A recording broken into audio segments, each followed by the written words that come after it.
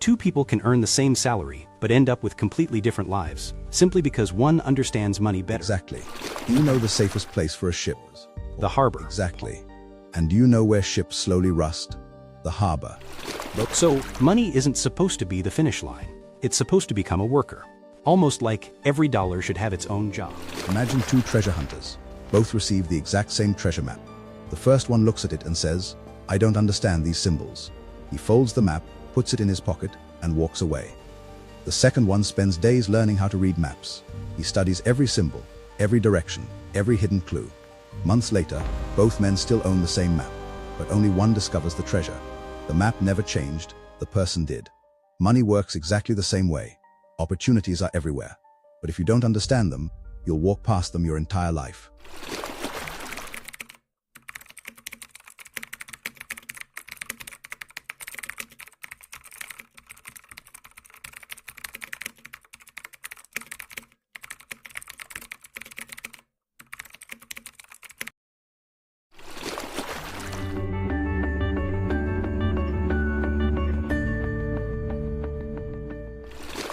Before we begin, you should know who I am. I'm you, 40 years from now.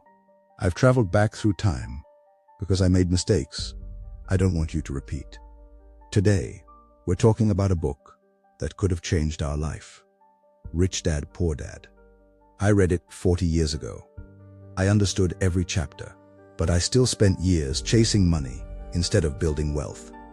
If you understand these lessons today, our future will never become mine. If you already read the book, then how did we still make those mistakes? Shouldn't reading the book have changed everything? That's what I believed. But books don't change lives. People do. A book can open a door, but only your actions decide whether you walk through it.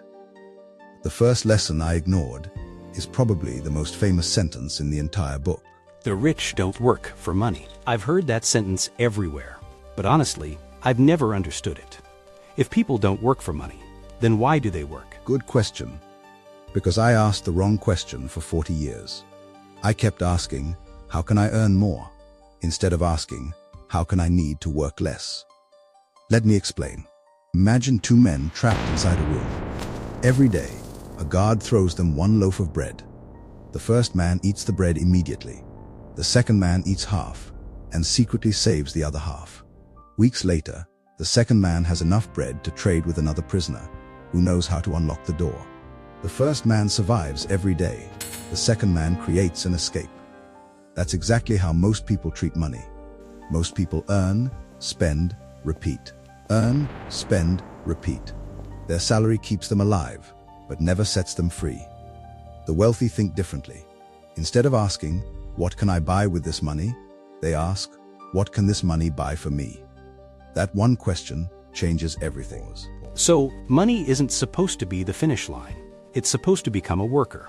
Almost like every dollar should have its own job. Exactly. The day your money starts working harder than you do, everything begins to change. Never work your entire life without teaching your money to work alongside you. Because people grow tired, money doesn't. I think I finally understand that sentence. The book wasn't saying, don't work. It was saying, don't let money become your master. Exactly. And that brings me to the second lesson. One mistake that almost everyone makes, including me. Is this the lesson about assets and liabilities? I've heard those words so many times, but honestly, they've always sounded like accounting terms. That's because most people explain them with numbers. But life is easier to understand through stories. Imagine two wells. The first well quietly fills itself every time it rains. Year after year, it stores more water. Even during summer, it never runs dry.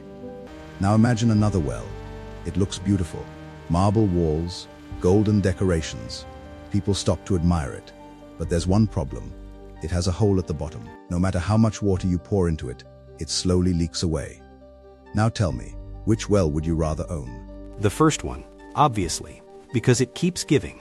The second one only looks impressive. Exactly. That's the difference between an asset and a liability. An asset quietly keeps filling your future. A liability quietly keeps draining it. The painful part is, most people spend their lives buying beautiful wells without ever noticing the hole underneath. I did the same. Every salary increase, I bought something bigger, a better car, a better phone, a bigger lifestyle.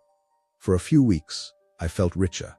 But months later, I was working even harder just to maintain everything I owned. If you can afford it, buy it. Nobody asks, will this thing quietly make me richer or quietly make me poorer? Exactly. And that's the question that changes financial lives. Never judge something by how expensive it is. Judge it by what it keeps doing after you've bought it. Because appearances impress people, but cash flow builds freedom. I never thought money could be explained with two wells. Honestly, I'll probably remember that example for the rest of my life. The next lesson took me the longest to understand. And honestly, it had nothing to do with money. It had everything to do with the way I thought. Wait, you mean our biggest financial problem wasn't actually money? No. Money was only the symptom. The real problem was financial education. Let me tell you a story. Imagine two treasure hunters. Both receive the exact same treasure map. The first one looks at it and says, "I don't understand these symbols." He folds the map, puts it in his pocket, and walks away. The second one spends days learning how to read maps. He studies every symbol, every direction, every hidden clue. Months later, both men still own the same map, but only one discovers the treasure. The map never changed, the person did. Money works exactly the same way. Opportunities are everywhere. But if you don't understand them, you'll walk past them your entire life. That's exactly what I did. I thought earning more money would make me wealthy, instead of learning how money actually works. So, two people can earn the same salary, but end up with completely different lives, simply because one understands money better. Exactly. Income can change your lifestyle. Education changes your future. Every time I received a raise, I celebrated. But I never asked myself, what new financial skill have I learned this year? Looking back, I wish I had spent less time chasing promotions and more time learning how wealth is actually created. Because salary rewards your work, knowledge rewards you for the rest of your life. That's honestly difficult to hear, because most of us spend years learning how to earn money, but almost no time learning how to manage it. And that's why so many intelligent people remain financially trapped. They become experts in their profession, but beginners in money. And life eventually exposes that difference. What's the fourth lesson? You said there were 4 mistakes that stole decades from us. This one is invisible. And because it's invisible, most people never realize it's controlling their life. Fear. Not fear of failure, fear of losing. Imagine 2 sailors standing beside the same ocean. The first sailor stares at the waves and says, "What if there's a storm? What if my boat sinks? What if I lose everything?" So he never leaves the harbor. The second sailor asks a different question. How do I become skilled enough to survive the storm? Years pass. The first sailor owns a perfect boat, but it has never crossed the sea. The second sailor has faced storms, made mistakes, learned difficult lessons. But every year, his world becomes bigger. Do you know the safest place for a ship? The harbor. Exactly. And do you know where ships slowly rust? The harbor. Boats were never built to stay there. Neither were people. For years, I stayed inside my financial harbor. I kept choosing certainty over growth. I wasn't protecting my future. I was quietly limiting it. So courage doesn't mean ignoring fear. It means refusing to let fear make every decision. Exactly. Every successful investor, every entrepreneur, every wealthy person has felt fear. The difference is, they educated themselves first. Then they acted anyway. Fear should become your advisor, never your driver. I can't believe all 4 lessons are connected. The first one taught us to build systems.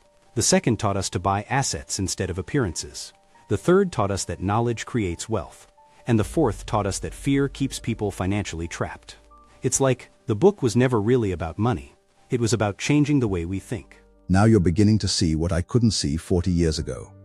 Rich Dad, Poor Dad was never teaching us how to become rich. It was teaching us how to stop thinking like someone who will always struggle. Money follows behavior. Behavior follows thinking. Change the thinking, and the behavior begins to change. Change the behavior, and over time, the results begin to change. I wish someone had explained the book like this when I first read it. I think I would have understood it very differently. So would I. But our conversation isn't over. Because the biggest financial mistake I ever made wasn't working for money, wasn't buying liabilities, wasn't even fear. It was believing that saving money alone would make me financially free. That belief quietly stole years from our life. And that's exactly what we're going to talk about next. Until then, don't ask yourself, how can I earn more? Ask yourself, what am I building today that will still be working for me 10 years from now? Because you're